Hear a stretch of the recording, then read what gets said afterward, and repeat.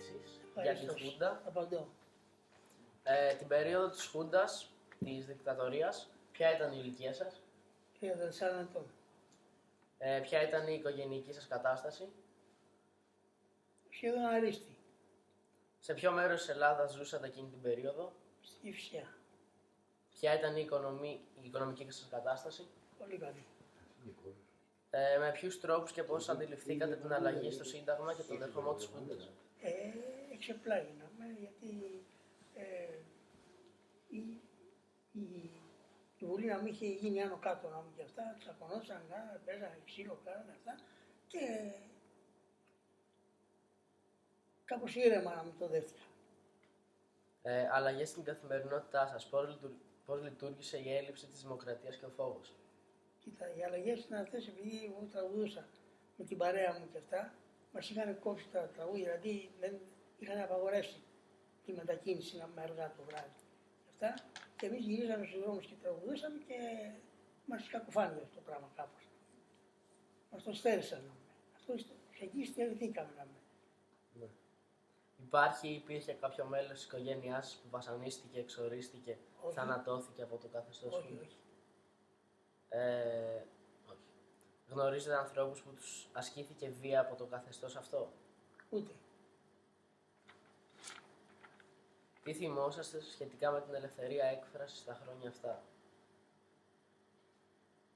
Θυμάμαι ότι εκεί που εργαζόμουν, στην εφημερίδα βραδινή, που έγινε η επέμβαση αυτή από την αυτή, κατέβηκα στο γραφείο και μας απαγόρευσαν να μπούμε μέσα στην πόρτα να πούμε. Είχαν σφραγίσει. Γιατί είχε γράψει η βραδινή, είχε γράψει ένα άρθρο κατά της Χούντας. Ναι. Και γι' αυτό να πούμε, μας ακουφάνεται να πούμε αυτά. Αλλά ο ιδιοκτήτης της βραδινής μας είπε να πηγαίνουμε να δίνουμε παρόν κάθε μέρα και θα πληρωνόμαστε, θα μας πληρώνει να πούμε. Και ασχέτως αν δεν προσφέραμε τίποτα. Κατάλαβες. Και συνέχισε αυτό κάπου ένα εξάμηνο.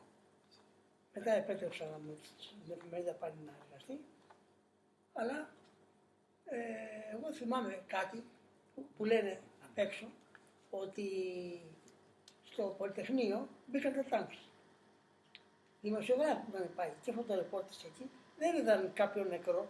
Έναν νεκρό ο οποίος ήταν σε μια πολυκατοικία Πατησίων στην ταράτσα και έστελνε την κεραία και μια αδέσποτη να με πέτυχε να με και σκοτώθηκε. Κι άλλος ένας, από μια αδέσποτη πάλι. Αυτά. Κατά τα άλλα δεν ξέρω, δεν έχω ακούσει τίποτα άλλο. Μες στην εφημερίδα από τέτοια πράγματα. Μπορούσατε να μιλήσετε και να κινηθείτε ελεύθερα χωρίς φόβο? Ναι, βεβαίως. Γιατί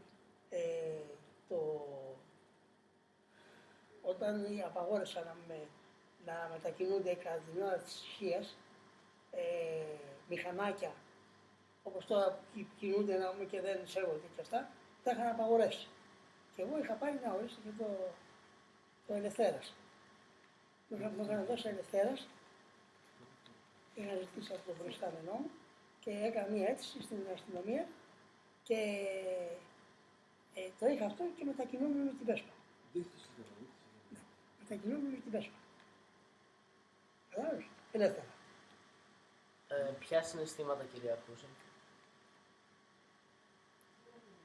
Πήραμα, δεν είχα καμιά ανησυχία ή κανένα αυτό.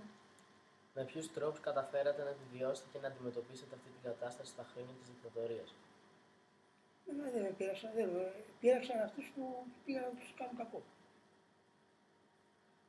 Πώς βιώσατε το τέλος της δικτατορίας?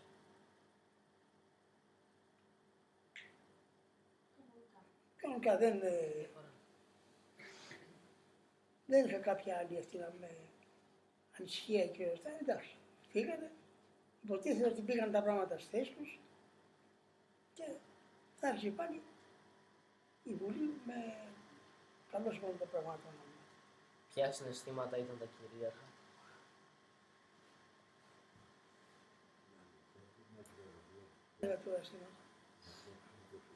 Περιγράψτε γεγονότα και στιγμές που έμειναν ανεξίτηλα στη μνήμη σας. Αυτό. Όταν πήγα ένα πρωί να μπω μέσα στην είσοδο και με απαγόρεσα να μπω μέσα και από τότε πηγαίναμε, δίναμε παρόν, υπογράφαμε, κάπου μας πλήρωνε κανονικά ο ιδιοκτήτης. Για ποιους λόγους οδηγήθηκε η χώρα σε δικτατορία? Για την ανομαλία της Βουλής, της κυβέρνησης που ήταν, να πούμε. Τσακωνόταν μεταξύ τους, κάνανε γι' αυτά, βριζόντουσαν, πετάγανε πράγματα ο ένας στον άλλον. Ποιοι οδήγησαν τη χώρα στην έξοδο από αυτή την περίοδο? Ποιοι οδήγησαν? Αυτοί Ναι. οι νέοι. Οι νέοι οι οποίοι είχαν μπει μέσα στο Πολυτεχνείο συγγνώμη, και ζητούσαν να πούμε να φύγουν. Τι πρέπει να μάθουμε από αυτή την αλλαγή. περίοδο? Τι πρέπει? Να μάθουμε από αυτή την περίοδο. Να μάθουμε να σεβόμαστε.